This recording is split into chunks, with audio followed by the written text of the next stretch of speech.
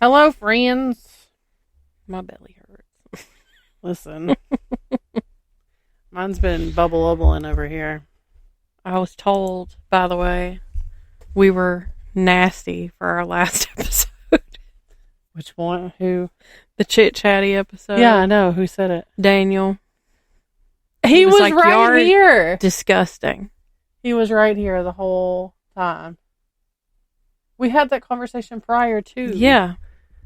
Why is it disgusting? Because he wasn't involved? I guess so. I don't know. Whatever. I don't know what his problem is. He's probably just like, I didn't know my business was going to be put out there. He was like, my brother listens to this. I was like, you put in the episode. So if y'all are family and you listen to the last episode, that's on you for not reading. I started to say you should have read the episode notes because you got a warning. Yeah. You specifically got a warning. I wonder if my sister listened to it. I didn't get any feedback on it. Let me see. She did she screenshotted the notes. Yeah. And just said LMAO or ha ha ha. Mm. And I was like, it's so bad. I don't even remember what I said. I had taken a gummy.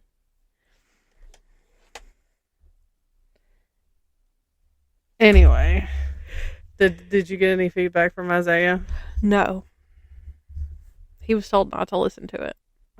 But did he? I have no idea. Was he? He didn't say one way or the other. Was he? I don't think he could have. Did he listen to his mom and dad? And yeah, do he what behaved. He behaved today. We went and saw the Minecraft movie. It was all right. It was all right. It was unserious, and it was exactly what a Minecraft movie should have been. Right. Nothing more, nothing less. A lot of I think Jack Black really misses Tenacious D. Because there was a lot of that. He was talking about Jack Black's acting style, how he's like so emotive, but it's very like a specific, you know how Jack Black is. Yeah. And we were like, well, that's just, that's his shtick. And I'm I was a huge like, Jack Black fan. I think that started during School of Rock. Yeah. And I was like, I think that's when that began. So I love Jack Black. Have you seen? So I'm obsessed with Love on the Spectrum. I haven't seen it. No. Okay. Have you seen like anything on TikTok? I did see him with one of the guys on Kelly Clarkson's Yes, that's show. what I was about to say. And that how was very sweet he was. I really thought Tanner was going to kiss him a couple of times. I was like, he's getting real close. But I mean, that's also part of autism in and of itself, is that they don't necessarily always understand personal space, personal boundaries. But like, Tanner is one of my favorites on there. There's also another guy. His name is Connor. Mm-hmm. There's at the very first episode of this last season of this current season that we've gotten. Yeah. He's like, they're trying to find him a girlfriend, getting all these dates. His mom sets him up on a date with like a relative of one of her clients. Mm-hmm. And she knows these people, they're good family, whatever. Well, Connor has a thing for brunettes. Yeah. And this girl is blonde. Now, flash forward to the actual, like, when the date happens. Did he tell her? Oh, hold on. I'm getting back. But, like, let me just flash forward to this. But, like, the girl she's cute, but she's from Nashville. Mm-hmm. And, like, I looked at her, and I'm like, she looks like she's from Nashville. Like, I don't think that we look any certain way. And I can't look at a lot of people and say they look like they're from here. Yeah. I mean, there are some people, like, you can just look at somebody sometimes and be like, you're from New York, or, but like this girl, let me see if I can Google it and find it. Who is she? What is her name? Her name is Kate. Just Google Connor's date, Kate, and see if it shows you a picture. Hold on. It's not this dark. Does she have down? Does she have down? No, she's not. She's not an extra crummy homie. Oh, I really like Abby. I do like Abby. She just seems so demure somehow. Yeah. And I like that she likes a glass of wine. Like, and I've never watched this show. I just follow her on TikTok. She is so cute. It's not showing. I'll have to go. Does she have short hair? It's like long. It's longer than mine. Hold on. Oh. Better yet, I can bring it up on Netflix right now while we're talking about it. Anyway, so this girl's blonde, but he goes on a date with her, and he was super nice to her. He was super sweet. But like, what cracked me up is that they're like asking him, you know, are you still stuck on only wanting to date brunettes? And he was like, yeah. And the mom and the stepdad are looking at each other like, oh no. And he goes, why? Do you know something that you're not telling me? And she was like, well, you know, this date that you're going on, this girl's a blonde. And he goes, and you didn't think to tell me about this? Oh, he was hot. He was so mad. And then like, she's like, Connor, and he goes, what? I can hear. Speak. I'm dying. I love that. And so they're like, you know, you're just going to meet someone new. It's okay. Just, you know, it's the dating world is full of a lot of unknowns. And like, yeah, just she might even be willing to dye her hair. Well, not only that, but like, you know, they're just like, just give it a, just calm down. Okay. You know, nothing is set in stone right now. You just go and meet her. And he's like, well, I guess, how do you say it? I guess it's okay because, Daenerys Targaryen, all the Targaryens had silver hair and violet eyes. And the guy was like his stepdad was like, you know, he was like, what's her name? And he starts trying to like, and he goes, Daenerys Targaryen. And he's like, you know, mother of this and like her whole title. Yeah. And I was like, that's the funniest shit. It had me dying. Pause. Right off the bat. Oh, okay. She looks like I don't know how to explain it. She looks like every elementary school teacher I've ever seen in Middle Tennessee. Yes, that and every like not the prissy like I'm better than you girls, but like the I don't want to say clean girls, but you know what I mean, like in elementary school and middle school, like the girl, like the friend that you and I have, that the one that I have been friends with since we were 8 years old, and like I was married to her. Oh yeah. So her mother. So like women that look like that. Yeah, I swear. So I was thinking of it as like, so you know, our high school and our rival high school, and how the rival high school everybody was like just a little bit better and a little bit snootier than us. Yeah.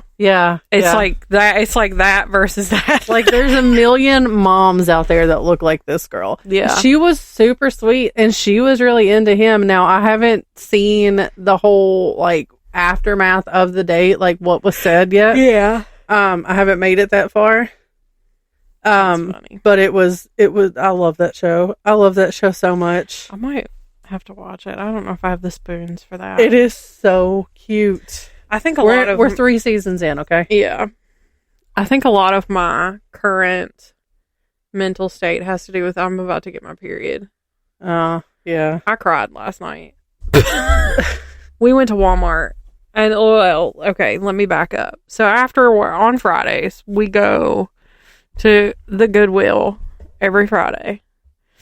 And then usually we'll just go there and then go home. We had to do a million other things. Okay. So we had to like stop at his aunt's house twice.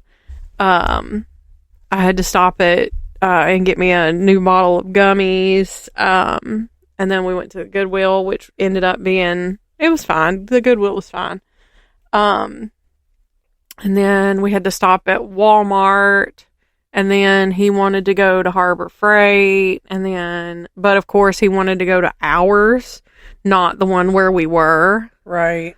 Which was fine because the one where we were didn't have what he wanted. So, and then we stopped at Walmart, and then Like, at some point during the walk around Walmart, he's like following around behind me, but he's like just jabber-jawing, just being a Pisces. Just yapping. And I'm like, if this man doesn't shut up, I'm going to scream. Because Walmart is an already overstimulating experience. Yeah. And I've gone way too many places. And I've interacted with one too many humans. And this is just setting me over the edge. Like, I felt like the end of a rope that's been cut. I felt frayed. So we get home. And I put stuff away. And then I'd like go to check on the turtles. Because we've got one she's been just acting kind of lethargic. And like, so I've just been keeping an eye on her. Well, her eye was swollen. And I was like, I'm going to have to take this turtle to the vet. I came in my office and I just cried. I was like, I never should have taken these turtles. I don't know what I'm doing. I'm not equipped for this. Which I still firmly believe I should have never agreed to it. But it's neither here nor there. I'm doing my best. You've done really, because you've had them for how long now? Yeah, I've had them for a while. A great life. But I think they're just, the one particular moose is getting a little bit too big for so like this summer we have to, upgrade their living situation. Well, anyway, while I'm in here sobbing in my office, he's looking up, and so we figured out, we're pretty sure we know what's going on with her. She's just trying to shed her shell, and she's not able to do it, and it's making her sick. So we're going to do what we can to try and help her along. Because I was, like, looking at her shell once he, like, looked it up. He spent probably 15, 20 minutes just looking up, like, different things. And then he was like, okay, this is what I'm pretty sure it is.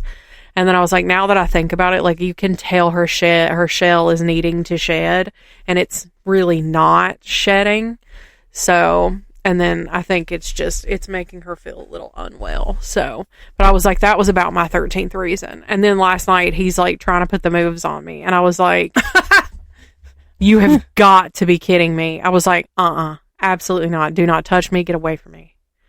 And then finally I tell him this morning, he goes, and he's like, and then I had the audacity to try something last night. I was like, exactly. I was like, I wasn't going to say that, but exactly. The audacity.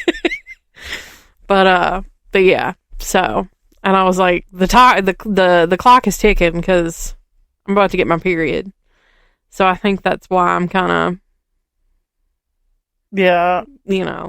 just annoyed at everything. See, so Thursday, like once it comes, I'll be like, okay, I'm fine now. Right. What day was it? Was it Thursday? Maybe. Yes, it was Thursday. So we've been getting hit with storms. Oh my God. And rain and ridiculous. Yeah. For days now here in Middle Tennessee. So like Thursday they had canceled school. TJ was out of town on work. And was supposed to be coming home on Thursday, okay? Mm-hmm. So it's flooding. Yeah. And I'm like, already, like, his plane was not supposed to land here until, like, I think, like, 9:30, 10. Yeah. Like, at night. And I'm already like, if the rain continues on how it's going, I don't know how he's going to make it home. Right. Everywhere is flooded. Like, I don't know what we're going to do. And so he was like, okay. So he ended up finding an earlier flight because they finished what they needed to do. And then somebody took them to the airport. He was going to be at the airport for like 6-7 hours. Because they got taken. It was a free ride to the airport, Yeah. So he ended up getting free there. Ride to the airport. You better take it. Right. So he ended up getting on an earlier flight where, like, as soon as he got there, he went straight to the desk and they were like, I can get you on the flight that's about to leave, like, right now. Yeah. He's like, perfect. So it was delayed already. That's how, he was getting on it because it was delayed. Yeah. And so he gets over there. Well, then they did a ground stop here in Nashville. Mm-hmm. He had already gotten on the plane. They had to unload the plane because there was a ground stop here in Nashville. Yeah. Because of the weather. Right. So then they're like, okay, well, now we're going to load up again and try this again. They get everybody loaded on, ground stop in Nashville. Damn. He loaded this plane twice and had to unload because of ground stops.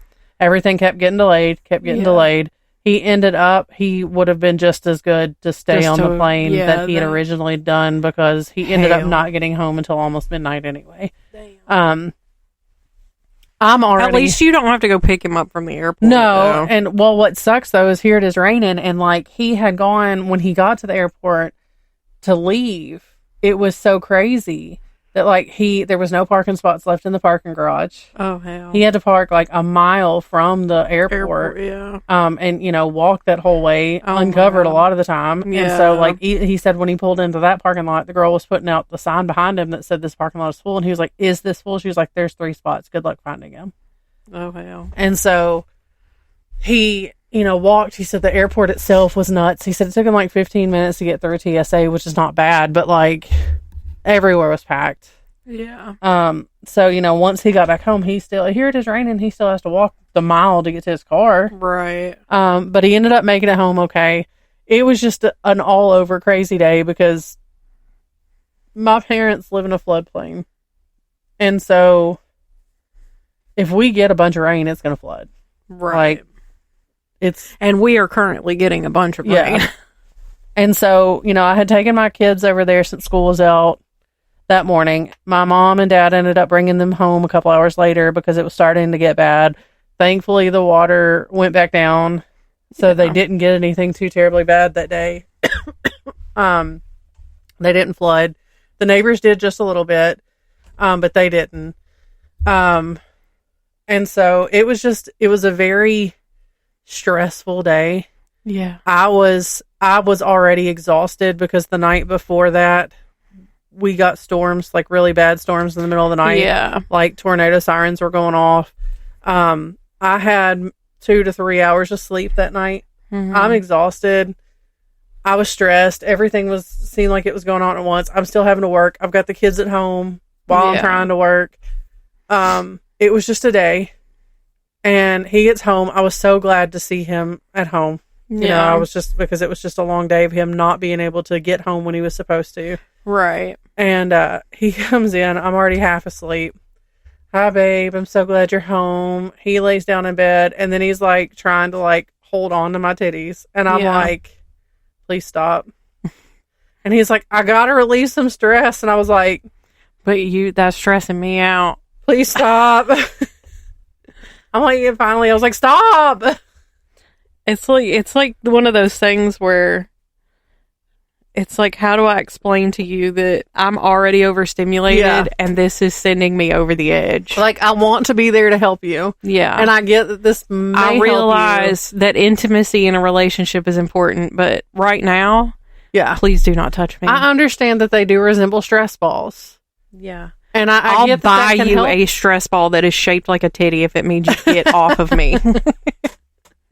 Which, I mean, like, I'm not one that's going to be like, we're not going to do that. But, you know. I will. The other night, I literally crawled into bed and he turned over and I don't know, he explained to me the next day what he thought he was doing.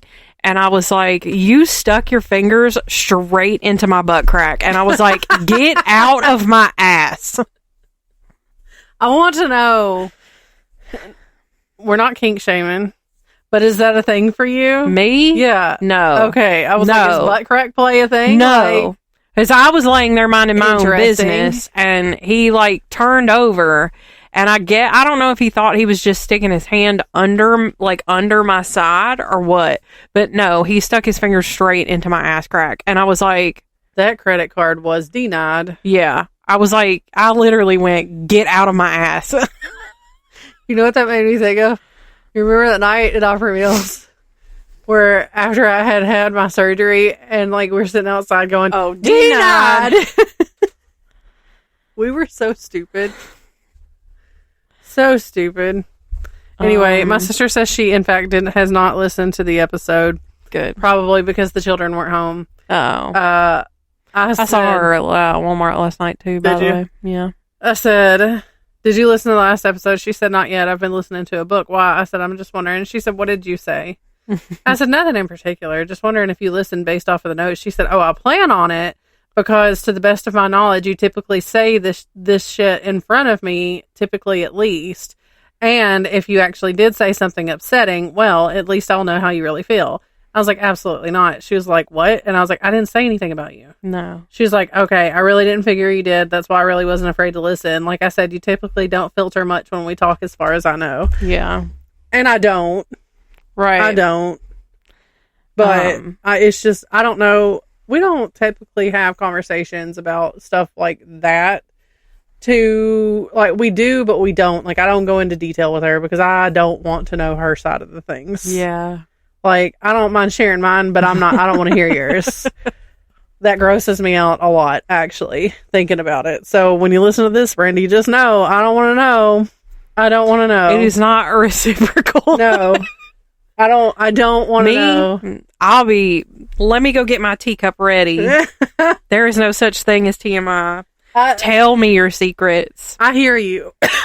But like that with her, for some reason, it depends on, I was going to say, it depends on who it is. Cause like, I mean, if it's like my sister, sure, tell me, I don't care. I've heard tales. Your sister's also younger than you though. Yeah. Not that age matters, but like, because my sister is older, and this also, is going to piss her off. Your age gap is a lot greater. That's going to add to exactly what I'm about to say. Yeah. This is going to piss her off. Sorry, not sorry. I regard her as more of a ancestor type situation. Like, she's going to call you and go, fuck you.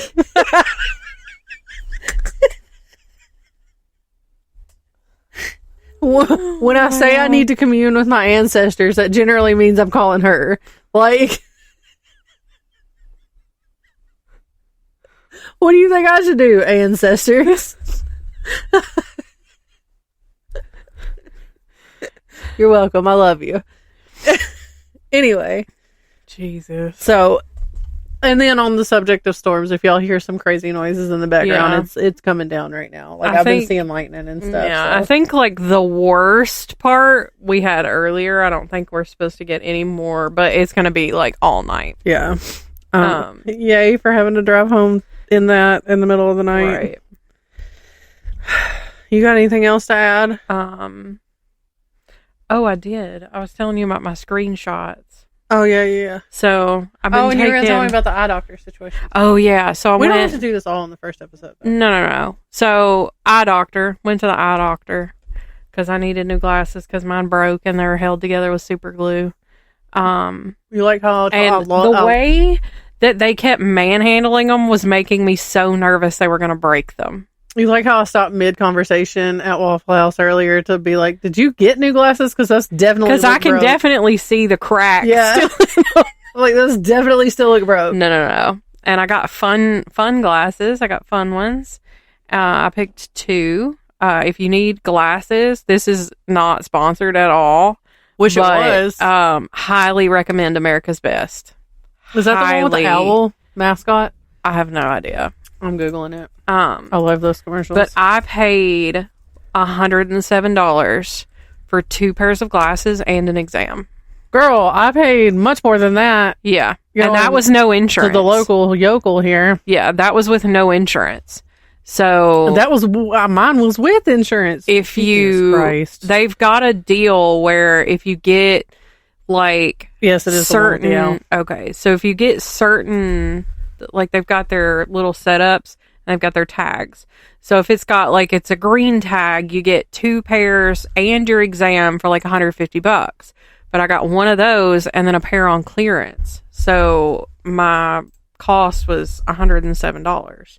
And I'm just waiting for them to call me and be like, they're ready. And then I came home and I ordered another pair of glasses online for $50 that are blue light prescription glasses. so that, like, for whenever, like, I'm doing this, I have something, because like I told him, I was like, I'm getting headaches. But he explained to me, so, like, my prescription hasn't changed much, but just because these are old, he was like, they aren't the same lenses you purchased. Right. So that's why. But what he was explaining to me is he asked what I did for a living. And I was like, oh, I do embroidery. I run embroidery machines all day. And he was like, that's interesting. Because we had already been talking about my vision. And he goes, I bet you can thread a needle. And I was like, very well, actually. Like, very well. I don't use the machines have a thing that'll thread the needle for you. But I'm like, while my eyes are good. Right. And I've got a steady hand, I'm going to keep on keeping on. He was like, your needles are, straight up and down. He was like, but try threading your needle sideways. He was like, I bet you can't do it. And I was like, what the hell? This doctor's challenging me now? But it's the way that, like, the astigmatism. Yeah. And the way that my eyes are, because I also was telling him about, like, if a sign is in blue, I cannot read it. I was like, no matter how close I get to it, I cannot read it. Blue LED lights are blurry, no matter what. Glasses, no glasses. And then, like, I demonstrated, because I was like, oh, well, I can read better if I'm, don't have my glasses on. And he was like, that's interesting how close to your face you held your hands to demonstrate reading. And I said, but if I transition, like, I can see, I know what it says on my laptop, but it's blurry as hell. But he was like, you've trained yourself to read without glasses. He was like, you're probably working harder to read without your glasses than you think you are. Right. And I was like, what the hell, man? I was like, but my dad does the same thing. He was like, I don't know if he taught you a good habit or a bad habit, but he definitely taught you a habit. And I'm like, I don't know. He kind of, now that you mention it, because this company's mascot is an owl, he was kind of like an owl. He was like a wise old owl. But yeah, basically, my eyes are screwed up. Not as bad as I thought they were. I've basically reprogrammed my eyes to see differently. Yeah. By working by working harder to do things. Right. And I was like, okay, great. Well, see, like, what, a year ago, I went and got glasses, maybe not even a year ago. Mm-hmm. I went and got glasses, and it was like immediately I put them on, and I was like, these give me headaches. Like, I can't see with these. Yeah. Like, I can see without glasses, okay. Yeah. Some days are harder than others. It's like my eyes I wake up and my eyes are tired. Yeah. But, like, it's not been too bad. Well, a week or two ago, I'm like, my eyes are they just feel tired. I've never had my eyes feel like that before. And I popped my glasses on, girl. It was a whole new world. I was like, why all of a sudden do these work? Yeah. What's the deal here? I don't know. It was fantastic. I'm going to need him to, like, go spray something. I can smell cat pee. And it's George. I know it's George. What are you talking? Is it? No. It's from him spraying on the outside doors, and you can smell it in the house. I can smell it. Or is it? It's not my drink. No, it's not. No, this is 100% cat piss. Okay. Because every time it rains, I don't smell it. I don't smell it. Here, let's light something. I don't want patchouli.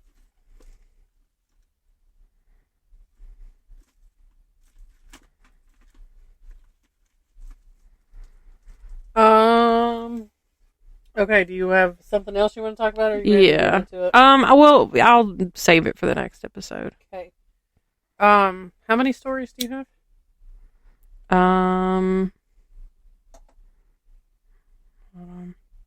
I'm asking him to go get the spray and, like, spray the doors, because all I can smell is cat piss.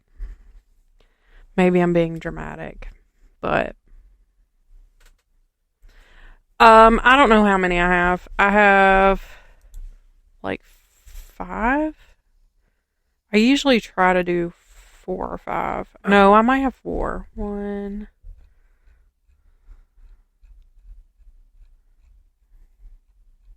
2.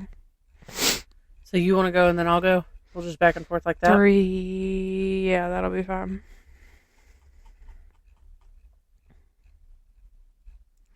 Yeah, I think it's just 4. Because I did like 4 meteor ones. I didn't do...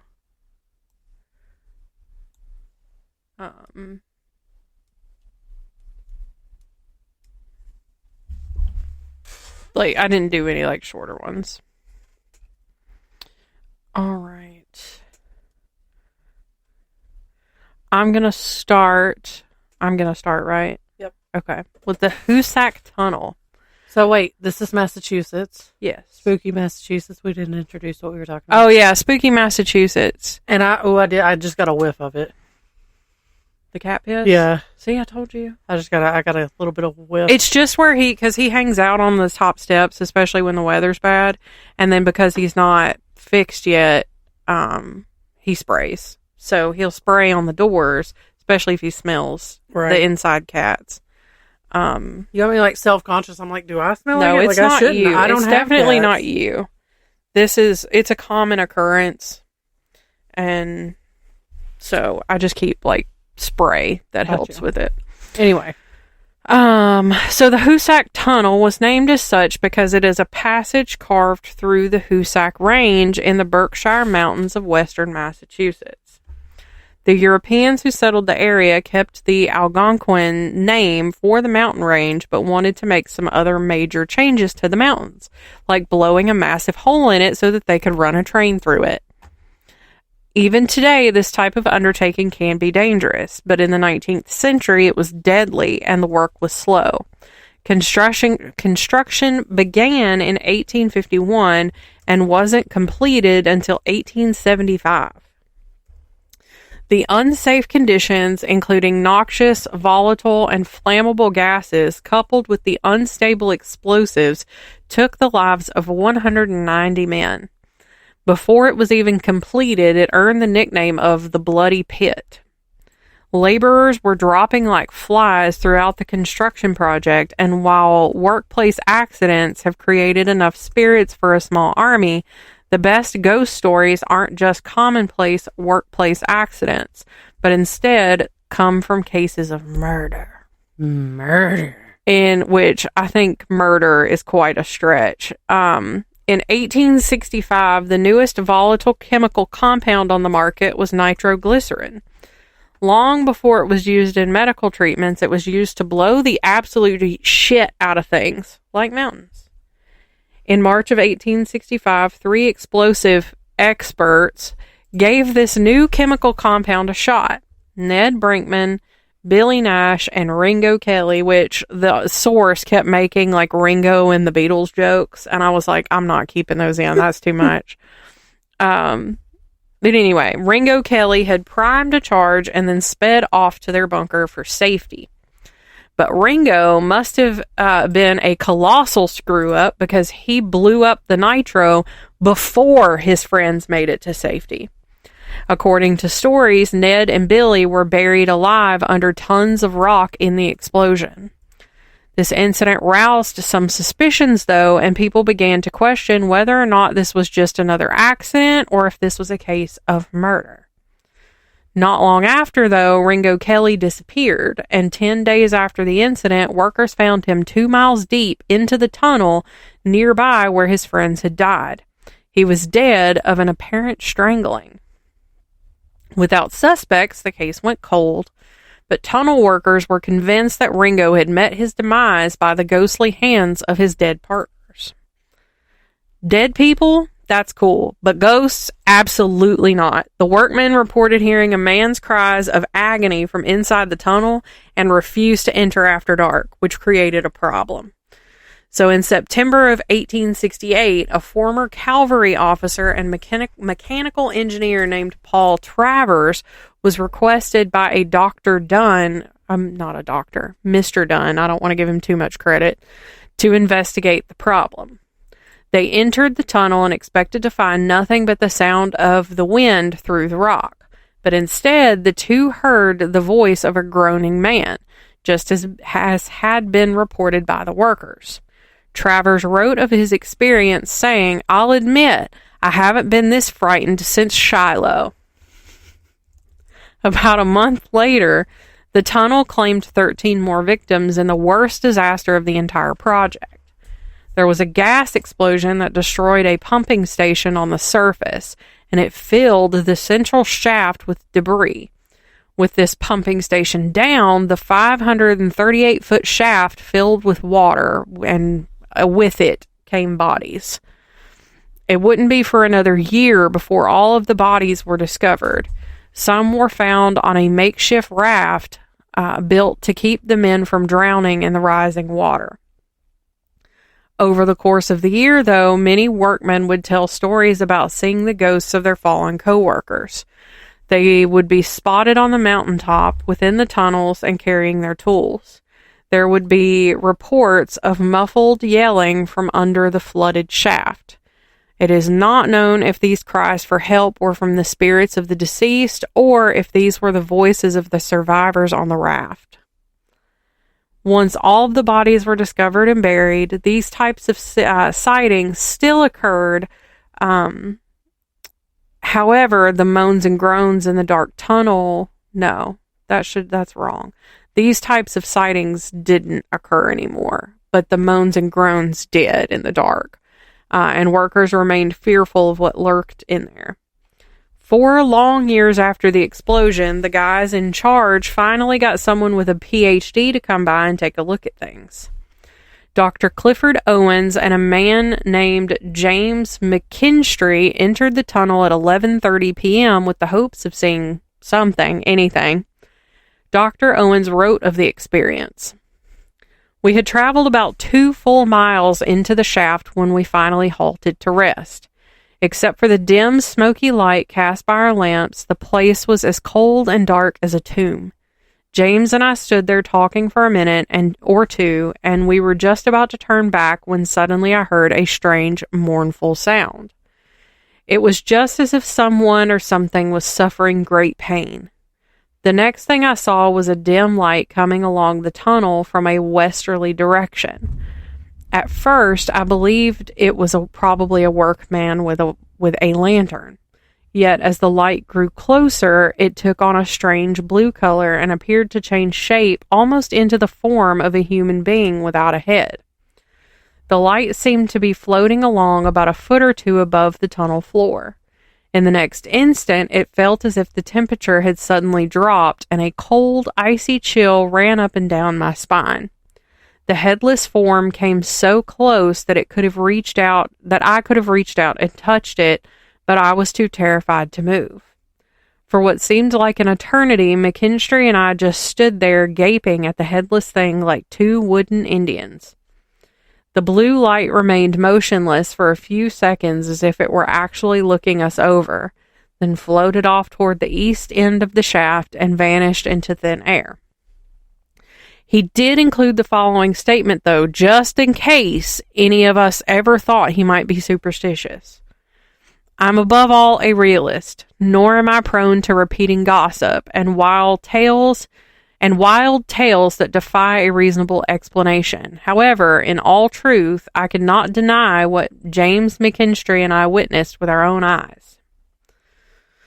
The first train passed through the Hoosac Tunnel in February of 1875 with 175 passengers making it through without issue. The Hoosac Tunnel put North Adams on the map as a New England transportation getaway. Once the build project was completed, the stories mostly stopped, since it wasn't actively being worked on and killing people, but it wasn't empty. Explorers, maintenance workers, and passers through have all continued to tell tales of a presence in the darkness. There are muffled voices heard as well. Best to keep away from there, though, because not only is it because it is still used as an active freight line with trains that run on loose schedules and often carrying wide loads, which means that the load is like by the wall. But there is also a chance you may encounter whatever got old Ringo Kelly. But also, getting hit by a freight train will for sure ruin your entire day. That is the end of that one. All right. So, for mine, I just picked a couple little cool places to go visit if you're in Massachusetts. This one I picked because I feel like it's somewhere that you would absolutely love, and I'm pretty sure I sent in pictures for this one as well. I did. It is the cutest little place, but it's called the Brattle Bookshop. So hidden amidst the red brick buildings of downtown Boston, just steps away from Boston Common, lies one of the oldest antiquarian. There we go. That's all. When I typed that out, I was like, I'm going to struggle with that one. Anyway, bookstores in the U.S., the Brattle Bookshop. This historic bookshop has been offering literary treasures since 1825, making it a cherished institution for bibliophiles, history enthusiasts, and collectors alike. Over the years, it has attracted an eclectic clientele from famed writer J.D. Salinger to an unusual patron with a penchant for eating Bibles. Oh, yeah. The Brattle Bookshop boasts an impressive collection of over 250,000 books, postcards, maps, and prints spanning a multitude of genres and eras. It's in a 3-story building. The store is a paradise for book lovers who relish the thrill of discovering hidden literary gems. The first 2 floors are packed with general used books, offering a variety of titles that span fiction, nonfiction, poetry, history, and more. Shelves are crammed with books, or shelves that are crammed with books line narrow aisles, creating a cozy but slightly chaotic atmosphere where visitors must carefully maneuver past fellow book hunters. So think it's giving McKay's, but a little more. Yeah, a little more chaos. Yeah, it looks like it. But it's cute. It is very cute. Step stools are scattered around the place, allowing readers to reach for the highest shelves where forgotten treasures await. The 3rd floor, however, is where the true magic happens. This exclusive space houses an extraordinary collection of first editions, rare and collectible books, and fine leather-bound volumes. Some books bear handwritten dedications or marginal notes from past owners, offering a glimpse into the personal histories that these works have carried through the decades. For those with a keen eye, finding an annotated book with a compelling backstory can be as thrilling as unearthing buried treasure. Now, I will tell you, when we go to McKay's, and I'm looking through books, I'm not necessarily going to pick a book up and be like, I'm buying this one if it's got writing inside of it. But I do enjoy finding them. Something that somebody else has written. Yes. Yeah. I will not buy somebody else's annotated book. I'll look through it in the store because especially if I know basically what the story's about, just that I can say, oh, well, this is what they thought about. Yeah. And so, like, I have caught Maddie doing that in books or highlighting certain parts, and I'm like, what are you doing? Yeah. And she was like, well, this is stuff that stuck out to me, or this is what I think about it. And then she's like, and I'm going to let so-and-so read it when I'm done. And I'm like, they don't want to read your shit. Yeah. If anything, write it on a Post-it. Right. Yeah. That's what I'm thinking. Or get the little tabs, the little, you can write on, the tiny ones. Which she is real excited. A lot of people do that. Right. She's real excited about that book that you gave her for her birthday. It's really good. I said, she was really excited when she got this book, by the way. Or I told her, I was like, Brittany has also read this book. Yeah. That was the only physical book I read in 2024. I was like, she was very excited when she got this book. I was like, I'm pretty sure she made TikToks about it. I did. It's a very good book. Anyway. I have a signed copy. Yeah? Yeah. Okay, let's see. Beyond the building itself, The Brattle Bookshop offers a unique outdoor browsing experience. Tucked between two industrial brick buildings is an open-air sale lot where bookshelves and racks of overflow with budget-friendly finds. Here, the books are priced as low as $3, making it an affordable haven for casual readers and seasoned collectors alike. Whether it's a slim volume of Russian short stories or a hefty encyclopedia, the outdoor section invites visitors to explore a wide range of literary works under the watchful gaze of a striking mural. This patchwork wall features iconic literary figures such as Toni Morrison and Italo Calvino, immortalized in vibrant color as they overlook the book-filled alley. Now that stresses me out because what about rain? Yeah. Yeah, I was wondering about that. Yeah. The history of the Brattle Bookshop is deeply rooted in the city's past. Originally founded in the Cornhill section of Boston in 1825, it's been owned and operated by the Gloss family since 1949. Under the leadership of George Gloss and later his son Kenneth Gloss, the shop has flourished into one of the largest and most respected antiquarian bookshops in the country. I said it, right? Like, did you hear that? I didn't even struggle. Look at you. Ken Gloss, the current proprietor, is an esteemed figure in the rare book trade. He is a past president of the Antiquarian Booksellers Association of America's New England chapter and is well regarded for his expertise in appraising books and libraries. Ken Gloss's knowledge and passion for antiquarian books have made him a sought-after speaker and expert in the field.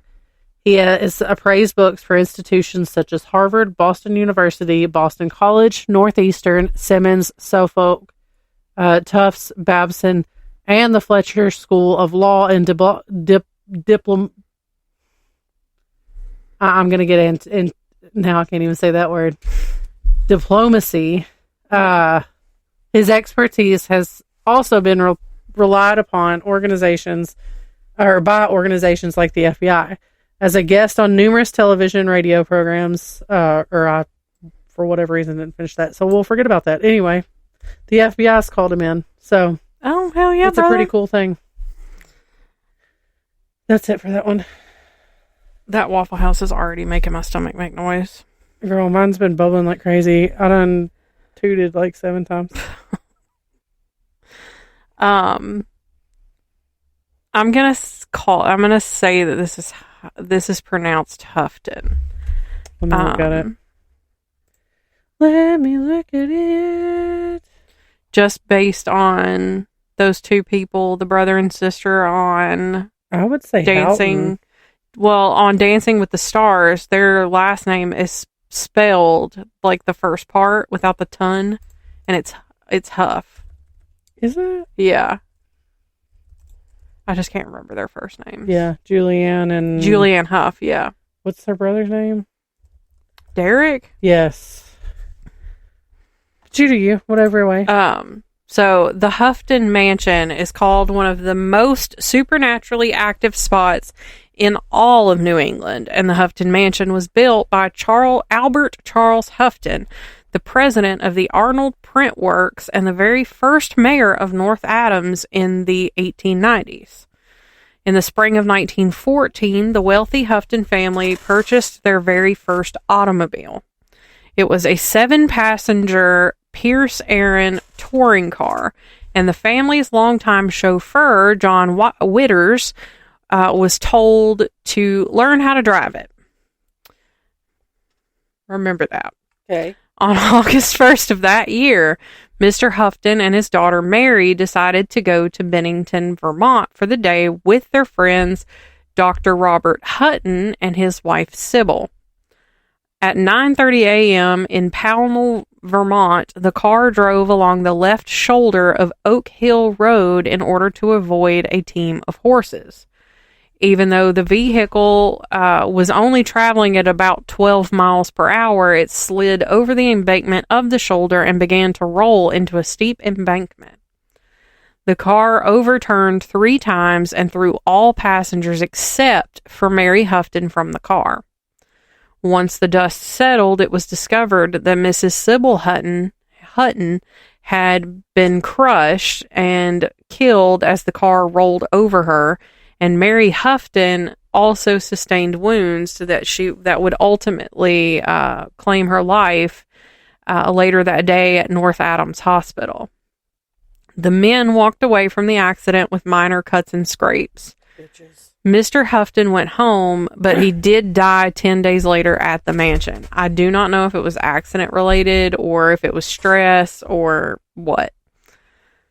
Overcome with guilt and grief, John Witters, the chauffeur who was told, learn how to drive it, descended into the basement of the Houghton barn on August 2nd, 1914, where he used a horse pistol to take his own life. These difficult and grim circumstances are the basis for what people consider to be one of the most intense hauntings in all of New England. Since the accident, people have reported hearing the disembodied voices of Albert and Mary Houghton, as well as John Witters. Shadowy figures have been spotted roaming the hallways, and visitors often remark on the heavy sadness that comes over them as soon as they step into Mary Houghton's old bedroom. Prior to the construction of the mansion, there was another home on the property, and when the structure was demolished, the original basement remained and the Houghton mansion was built right over it. The Houghton's themselves reportedly made remarks about the strange feeling in the basement, and there have been tales of a little girl being seen in this area of the home. In 1926, the surviving members of the Houghton family sold the mansion to the Freemasons, and the space became a Masonic lodge. The Freemasons owned it until they sold it to developers in 2017. But prior to that, you could stay the night for $80 as long as you followed 3 simple rules. No alcohol, no drugs, and no Ouija boards. First of all, so the Freemasons were letting you stay the night there? Yeah. It was probably a men-only situation, because the only stories that I've seen are from men. Okay, but they didn't have to be men that were part of the... No. I think a lot of it was probably... So they probably had a secret room that was locked. To make money. Probably. Because that's eventually cute. They... Oh, it's for you. Aww. But Williamston resident James Cricket Wondolowski estimated that he stayed overnight in the mansion about 13 times. He would stay there with friends who were also interested in ghost hunting. On the first overnight stay, he and his friends reportedly saw a lantern-like light float up the stairs, and they heard the stairs creaking but did not see anyone, and then the light went out. He said, we all freaked out, and then we were quiet, and we could hear footsteps right above our heads. We went up, and there was nobody there. He went on to say, it was quite fun to go. Sometimes a lot of things happened, and sometimes nothing happened. He reported that on one of the more eventful nights that he felt a 40-degree gust of air in the middle of the summer and heard a girlish giggle. He said he had been scratched on the back of his neck. Like he felt something on the back of his neck and it felt like he had been scratched. He said his friend also reported having his ponytail tugged. Cricket and friends were not the only ones interested in ghost hunting at the mansion, and the Freemasons opened it up to be featured on Ghost Hunters and Ghost Adventures, and to any other paranormal enthusiasts who were willing to pay the fee, as long as they didn't bring a Ouija board. The Freemasons eventually sold the lodge to tourist hotel developer Benjamin Svensson for $160K, and it is no longer open to visitors. And it is not anything. Like, I read a story about a woman who... I remember seeing this episode, actually. Like, there was a woman who... I may not even have been a woman. I don't know. But there was this couple who... They were in the area, and they were like, well, I know it's not open, but, like, let's just go drive by it, see what it looks like now. And basically, nothing has been done to it. And they were able to, because somebody that was a friend of the owner was like able to go in and give like kind of a tour, like a little bit of a ghost tour. So they were like, hey, can we tag along? And they said nothing really happened while they were there, but apparently the kitchen is sometimes used for like an extra kitchen for local restaurants. So she said the house just smelled like kind of like musty and fresh baked bread. So I feel like I remember this episode of Ghost Adventures. Maybe. I think it was an earlier episode. Well, this says it was like 2008. Yeah. And I do feel like there was like one grand room for the Masons. That yes, they did there was a like ballroom situation that was their like Freemason room. Yeah. And there was also a barber's chair in the basement that was used previously as something for Freemason initiations. It did not elaborate further. Todd vibes. Yeah. Okay. Anyway, are we ready for my next one? Yeah. So the next one that I have, I found this one very interesting. And I'm like, I would be interested to go see. So this one's called Bodega. Nestled behind a deceptive storefront in the heart of Boston, Bodega is an upscale streetwear boutique disguised as an unremarkable corner store. From the outside, it appears just to be another convenience shop, its windows cluttered with dusty non-perishables and household essentials. However, those in the know understand that the real treasures lie beyond the unassuming shelves of snacks and cleaning supplies.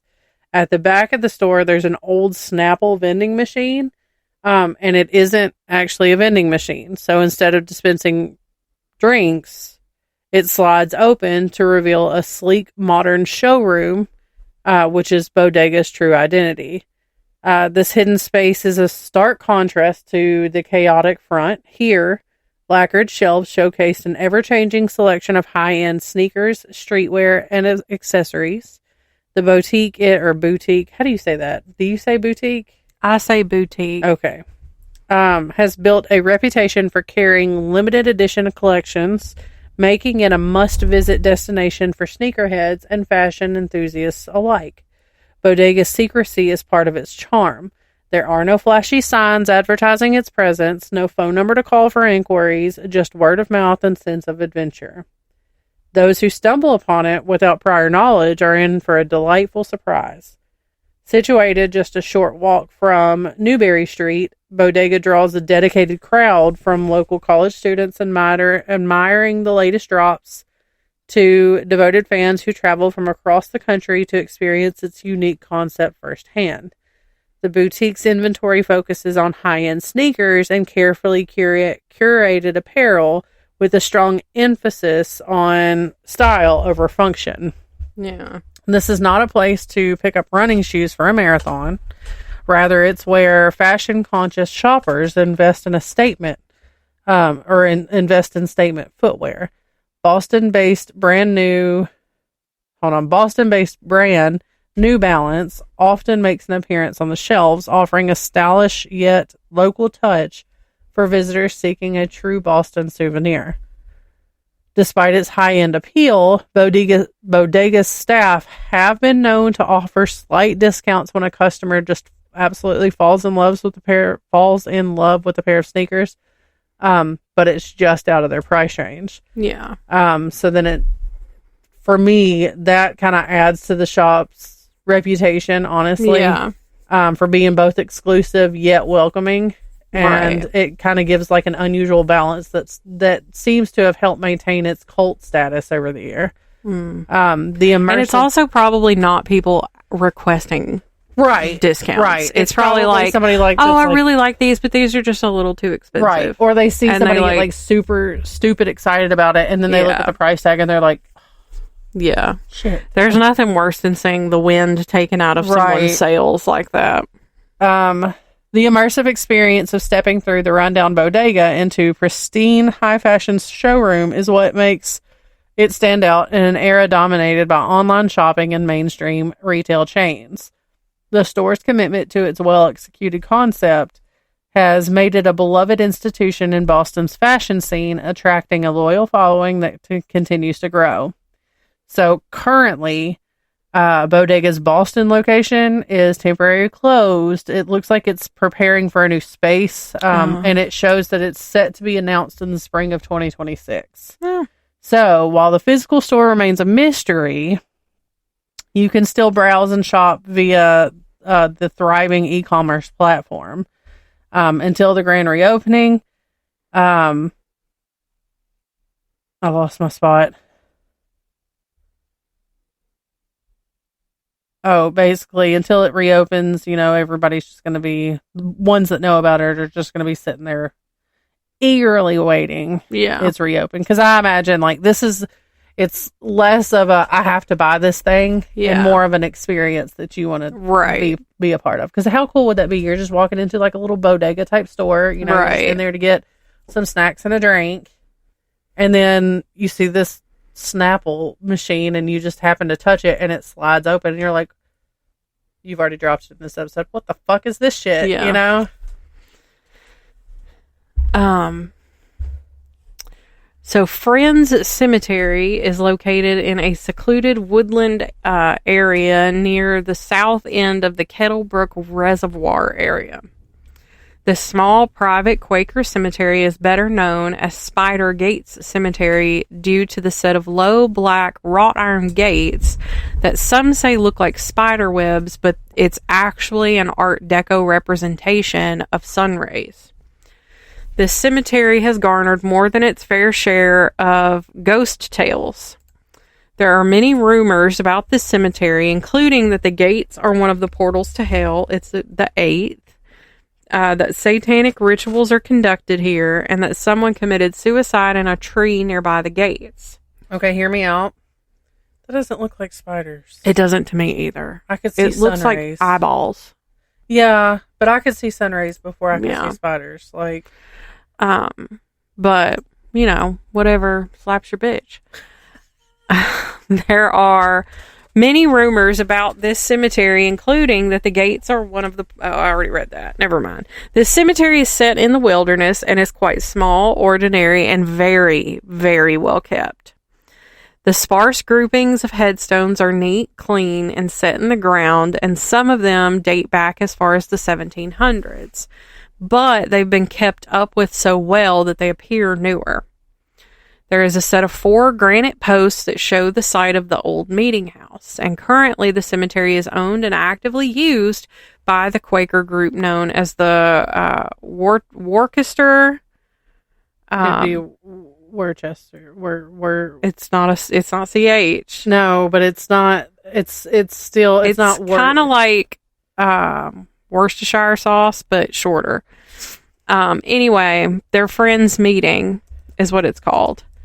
And according to their website, the cemetery is open to the public. Now, I found a personal experience on terrordaves.com, which I fell down a small rabbit hole for Terror Dave, because this was from 2012. And I was like, is he still doing this? Because this website's still going. He's still paying for this website. It's Worcester. Worcester? Okay, that makes sense. Yeah, I knew it was something different. Yeah. So Terror Dave went to the cemetery in 2012, and he said that him and his group, they had a lot of difficulty in even finding the cemetery, as there are no signs, and all directions online at that time were very, very vague. They went with only a list of the claims that had been made about the cemetery. First, they looked at the hanging tree that was said to be an old oak tree right by the entrance. But the issue is that there is no oak tree at the entrance of the cemetery. There is a sugar maple, though, but they could find no evidence of this being a hanging tree either in person or online. Allegedly, there was a length of rope that hung from the tree, but they were not able to find any trees in the vicinity that had rope hanging from them. The next area they looked at was what has become known as the altar. This is located in the very center of the cemetery and is a squared-off portion with 4 corner posts. There is very little grass growing in this portion of the cemetery, but unlike the claims that this is due to satanic rituals being performed here, it is most likely because of the trees that surround the area not letting in enough light. This portion isn't even really an altar and is just the meeting house posts that I mentioned earlier. There is another area outside of the cemetery wall that has many stone pillars and have been thought to be runes. However, there is also no proof of this, and it seems that it was created at the time of the original wall being built, but nobody knows what its purpose is. It's just like you set us up to let us down. I like doing that every once in a while. Because, like, I was really excited about this because I've heard about this cemetery before. And then I'm, like, I love it whenever I look into it. And I'm like, I've gone too far, can't go back. So, the wind is being taken out of your sails as well. Next, the crew visited the grave of Marmaduke Earl. And legend says that if you walk around the headstone 10 times at midnight saying, "Marmaduke, speak to me," and then press your ear to the stone, his headstone, that you can actually hear him speak. The area around the headstone was worn down due to the number of people who have apparently tried this, and the group, they were there during the day, but still gave it a try and said it didn't work. They didn't encounter anything supernatural at all during their visit, but still had an enjoyable visit. And the woodland surrounding the cemetery is quite beautiful. In my notes, there's a photo of Terror Dave, and it was just captioned, "Me at the 8th gate of hell." And it's just him, like, propped up and just standing there gates, with his little list of claims that have occurred. But as of October 2022, it appears that the gates have been removed. And according to BostonGhost.com, they were stolen and replaced, but were ultimately removed due to episodes of graffiti and vandalism. They are now in the possession of the Leicester Historical Society, who are currently developing plans to have them on public display where they would be protected. There is, however, a second and less spoken about second cemetery that can allegedly only be seen once and then never seen again. So I was going to leave my story there. And then I was like, that can't be it. So, in 2024, there was an article in, what was that place again? Oh, how did you say it? Worcester. It was the Worcester Telegram of a woman named April who recently experienced something weird within the cemetery. She found herself there one evening with her daughter, and with the dimming light of the sun, it was rendering the ambiance a little more creepy. The two heard some odd sounds in the quickly darkening woods, and they saw what appeared to be another cemetery further down the path that led to the river. But the two decided to head home instead. The following day, April brought her husband to the cemetery so that they could go explore the second cemetery in the brightness of the day. They walked down the path she had seen the night before and only found the path and the river. She later heard about the stories of the second cemetery and wonders if that might be what she saw. She also claimed to have heard eerie noises coming from the river and described it as sounding like a woman's voice on the second day she was there. She did note that outside of the paranormal, the cemetery is noticeably well cared for and has large sections of families buried there. But you can visit. It is like, I think you have to walk to it. And I think it's quite a trek. Like it's basically a hike. Right. To get to this cemetery. But it was really beautiful, the pictures that Terror Dave posted. So, like, there's like natural ferns everywhere, and it was really pretty. Nice. All right, so the next one that I did, is this my last one? Yes, and then I have something else. So this one is Edgar Allan Poe Square. So all of mine are from Boston. Sorry. Boston has a complicated relationship with Edgar Allan Poe, who is one of the most influential literary figures to have ever emerged from this city. He was born on January 19th of 1809 at what was then 62 Carver Street. His early connection to Boston has long been overshadowed by his own disdain for his birthplace. The house in which he was born no longer exists, and neither does the street that it stood on. In the 1960s, an urban renewal project wiped out any trace of his early life in the city, leaving little for admirers of his work to visit today. Despite this, traces of Poe remain scattered throughout Boston, but only if one is willing to do a little detective work, fitting for fans of his famous detective series. For decades, Boston made little effort to commemorate Poe, likely due in part to his open criticism of the city and its literary elite. He was notoriously dismissive of writers like Ralph Waldo. What is wrong with me? Ralph Waldo Emerson and Henry David Thoreau, mocking the transcendentalist movement that they helped spearhead. He also suffered a series of personal and professional setbacks in Boston, including a disastrous public reading for the Boston Lyceum, Lyceum, Lyceum. I think. Including a disastrous public reading for the Boston Lyceum, a stint in the military at Fort Independence on Castle Island, and even a failed suicide attempt. He took to calling the city Frog Pondium, which was a jab at Boston Commons Frog Pond and what he saw as the narrow-mindedness of its literary circles. Yeah. Given his antagonistic relationship with the city, it is little surprise that Boston was slow to claim Poe as one of its own. Despite this reluctance, private citizens have long taken it upon themselves to honor his legacy in Boston. One of the earliest nods to him is a small plaque affixed to the side of the building near where his birthplace once stood. It was installed in 1989 by a private group and remains a quiet tribute to Poe, though its placement on the exterior of what is now a burrito restaurant has led to Riley nicknaming the spot Po Loco. Similarly, words are hard.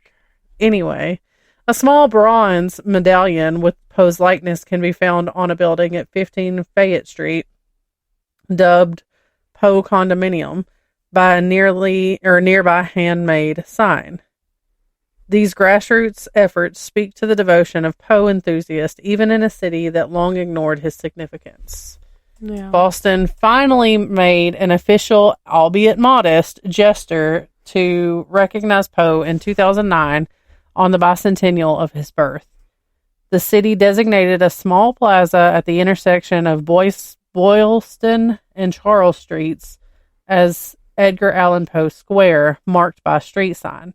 This location, not far from where he was born, serves as a formal acknowledgement of his roots. More significantly, a statue of Poe was later installed in the same area.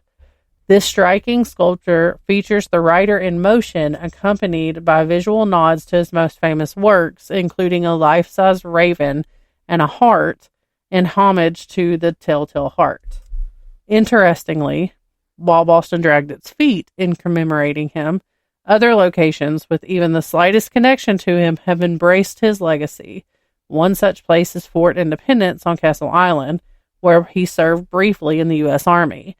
Though the fort was completely reconstructed decades after his time there, it remains a point of interest for his fans. Some even speculate that a duel that took place in the fort in 1817 inspired Poe's macabre tale, The Cask of Amontillado. While such claims are difficult to verify, they contribute to the many legends that have grown around his presence in Boston. Even beyond the city itself, his shadow lingers in Massachusetts. In the town of Westford, northwest of Boston, a curious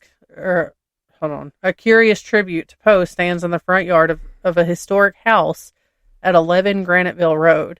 The tombstone-shaped marker bears an engraving of a raven and an inscription stating that Poe visited the site in the last year of his life while nurturing a friendship with Nancy Haywood Richmond.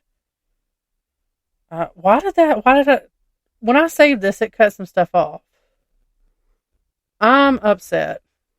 See, that happened to me the last time. But I was having laptop issues the last. Well, I must have been having laptop issues, so I guess we're going to end it there. Because that's all I got. And I'm sure the rest of it was probably pretty informative and pretty cool. Because it sounded like it was getting into some type of relationship. I'm sorry. So when you think ghost town, you probably think dusty western town, right? So New England is not to be outdone, though. And Dogtown, Massachusetts is the perfect example of a ghost town. They have everything. And when I typed this, I was imagining Stefan from SNL. Do you know what I'm talking about? Isn't there like a movie called Dogtown or something like that? Lords of Dogtown. It's like a skateboarding movie, I think. Dogtown and Z-Boys. I don't know what that is. That's a skateboarding movie. Oh, probably. I don't know. So Dogtown has everything from suspicious vagrants, wild dogs, witches, werewolves, old curses, and even creepy dolls. Ew! The first settlers to the area. The first settlers to the area began to move in around 1693, primarily due to the spot's inland locale, which granted protection from pirates and even from hostile natives who were, understandably, annoyed at the uninvited guests. They're probably like, this is our backyard. Right. Get out! Get the fuck out.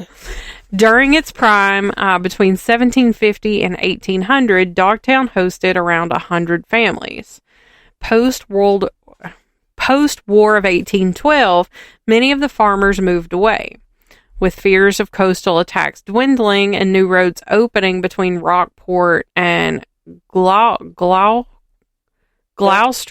I would say that's Gloucester. I don't know. But after this is when the trouble began. So as more respectable families left and abandoned their homes began to fill up with vagrants and unsavory types who were lying low. And because there ain't never been a time in history when single independent women could live in peace, widows and some of the independent women who stayed in Dogtown because because they stayed, there had to have been rumors spread about them, and I'll give you one guess as to what that rumor was. Right. So everybody thought they were witches. It was also around this time that people reported hearing strange booms coming from the town, and travelers would report seeing flickering lights and figures in the woods surrounding Dogtown. Dogtown was originally known as Common Settlement, but it got its more well-known moniker from the large roving population of feral dogs that were known to inhabit the town. Many of the widows of lost sailors and soldiers would keep dogs for protection and companionship, and whether their owners died or they were simply set free, many of these pets became feral and took to wandering the moors and howling. This tells me that these people were a majority of white people because us white women do be loving our dogs. True. Early settlers in the area reported crazy numbers of wolves, and according to late folklorist Richard Cahill, the local Agawam natives stated that their ancestors possessed heads like dogs and that eating a special local plant would allow for anyone to adopt these same canine features. One resident with a particularly menacing reputation was Thomasine Tammy Younger, who was known as the Queen of the Witches. She lived on Fox Hill and was reported to curse teams of oxen transporting fish from the harbor nearby as they made their way through the Dogtown area. Unless, of course, they paid her a toll. Roger Babson, the founder of Babson College, commissioned some out-of-work stonecutters to carve some inspirational inscriptions onto about 36 boulders in Dogtown during the Great Depression. There are 36 of these. Some baffling, oftentimes unsettling inscriptions are scattered around the area. A few of those. If work stops, values decay. Keep out of debt. In the Depression, keep out of debt. Yeah, keep out of debt. Help mother. Be clean. Just to name a few. The last resident of Dogtown was a freed man named Cornelius, or Black Neil, Finson. He must have been the only black guy in the town. Right. Otherwise, why else would he have that nickname? He was horrifically discovered half dead in a cellar hole during a harsh winter. So wait, his name, they called him Black Neil because somebody else in the town, a white guy's name was Neil. So they had to differentiate what they're talking about. Neil, they gotta say, oh, Black Neil. Like, in our little group of friends, there are multiple people by the name of Brandy. Yeah. So we have Brandy and we have Black Brandy. Good Lord, some things never change. Anyway, so Black Neil was later relocated to a poorhouse in 1830, and he died very soon after. On March 17th, 1984, a resident of Boston claimed that he had witnessed a gigantic animal roaming the cliffs near Dogtown. He originally thought that it was just a mountain lion. However, local wildlife officials insist that there are no mountain lions on Cape Ann.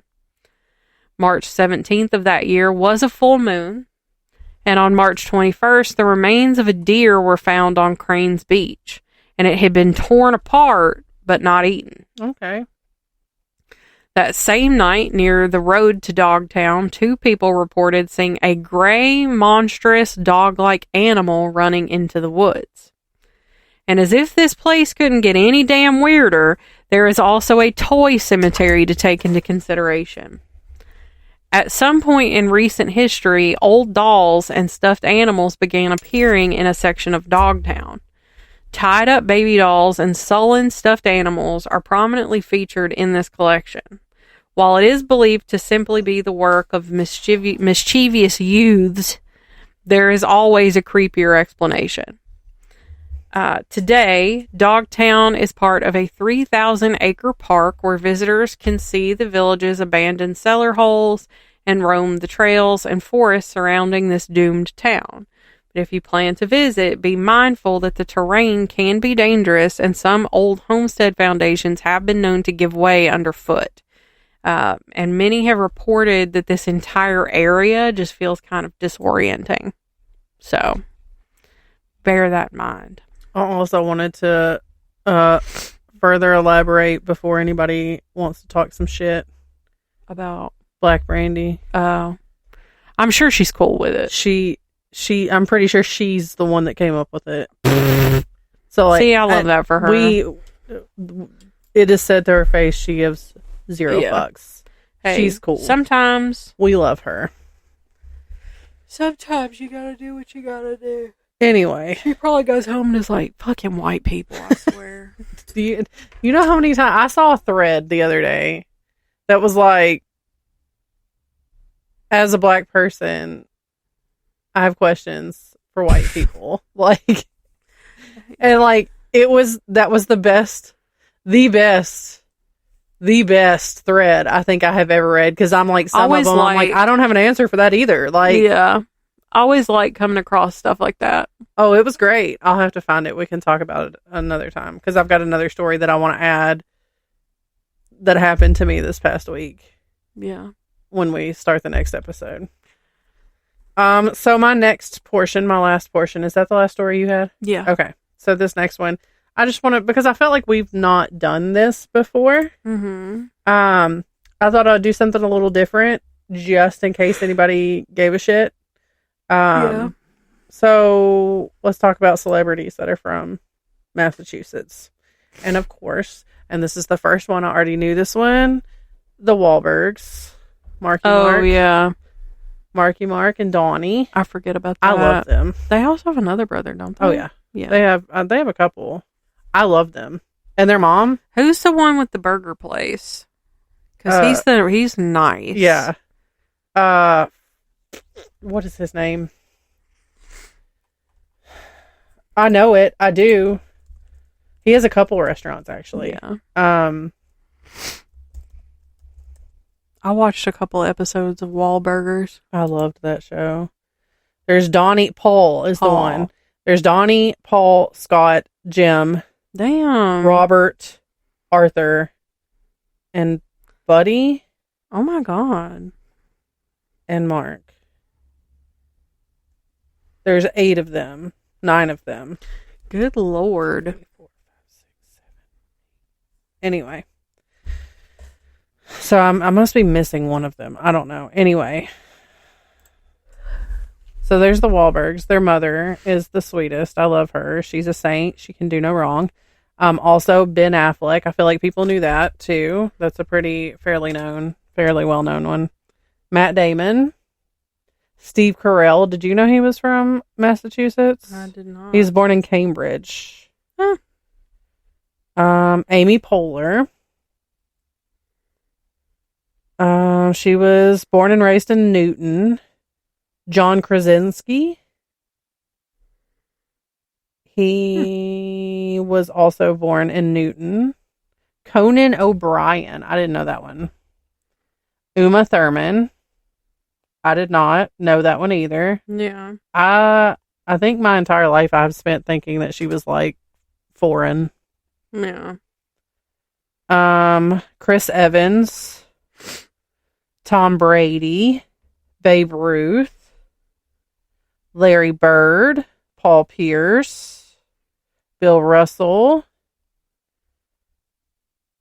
Aly Raisman. She's that gymnast, Olympic gymnast. Yeah. Nancy Kerrigan.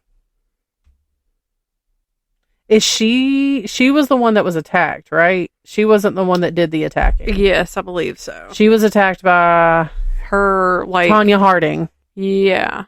Her, like, they broke her ankles or something. I don't know. It was crazy. Because somebody couldn't take losing. Donna Summer. Aerosmith. Apparently they're all from Massachusetts. And then, of course, New Kids on the Block. Yeah.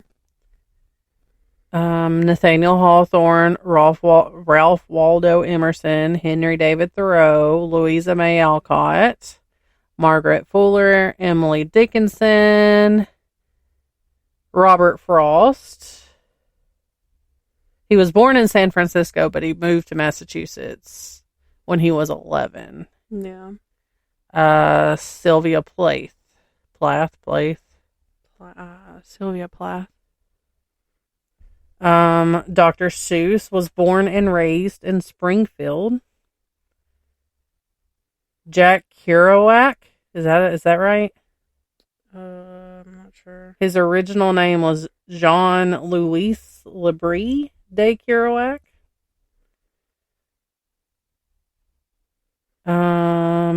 Norman Rockwell was from Massachusetts. I love a good Norman Rockwell. I do too, yeah. Painting. John F. Kennedy, Paul Revere, John Adams, Ben Franklin, Robert Kennedy, Ted Kennedy, Elizabeth Warren, Mitt Romney, Michael Dukakis, John Kerry, Michael Bloomberg,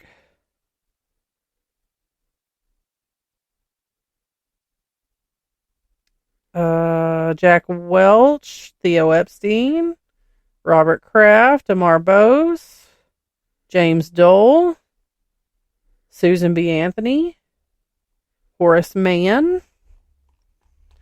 That's about it. I mean, I skipped some, but like I named the ones that I knew of right off the bat.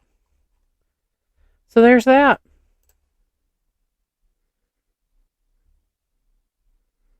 She's done taking her glasses off. My eyes are very itchy.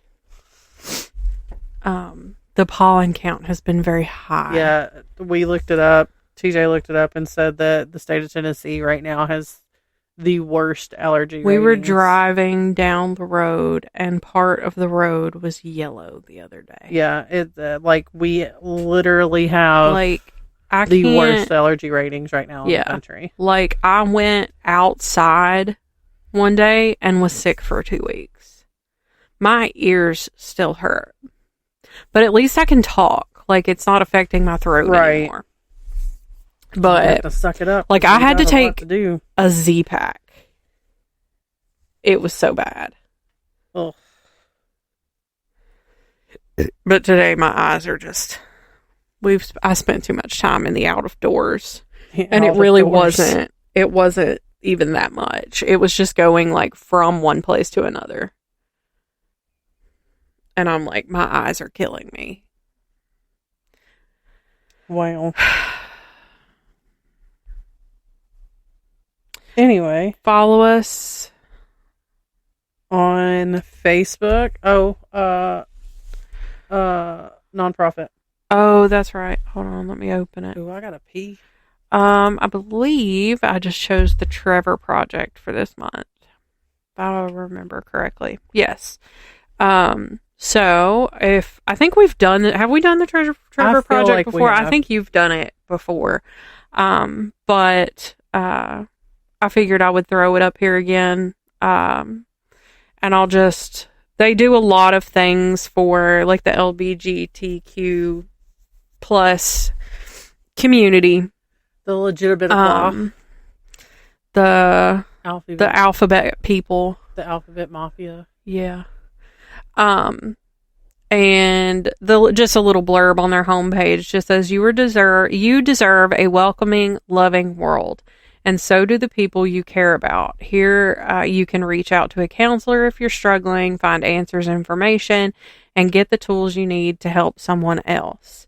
And I will leave a link in the episode notes where you can donate directly to them if you feel the desire to. So inclined.